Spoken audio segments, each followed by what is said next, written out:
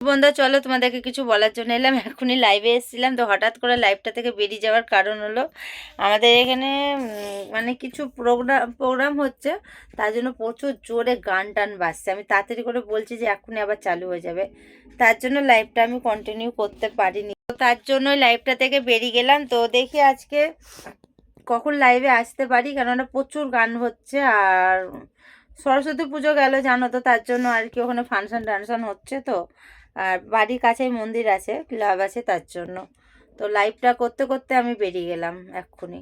এই ব্লগটা শ্যুট করতে করতে আবার গান বাজলে আবার কেটে কেটে আবার শ্যুট করছি। তো চলো, আজকে লাইভ করতে পারলাম না আজকে, তার জন্য সারাদিন একটা ব্লগ দিইনি। কালকে সকালে একটা ব্লগ আসছে খুব সুন্দর, সেই ব্লগটা আজকে পোস্ট করার কথা ছিল, সেটা কালকে পোস্ট করব। এডিটিং করেছি, ভয়েস দিতে হবে, ঠিক আছে।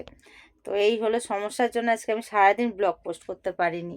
আমি জানি আর বন্ধুরা ভাববে যে কেন বৌদি ব্লগ দিল না আজকে, তার জন্য তোমাদেরকে আমি ছোট্ট মিনি ব্লগে বলে দিলাম। তো বাই, চলো, গুড নাইট, টাটা। খুব মনটা খারাপ হয়ে গেলো এরকম করে লাইভ থেকে বেরিয়ে যেতে।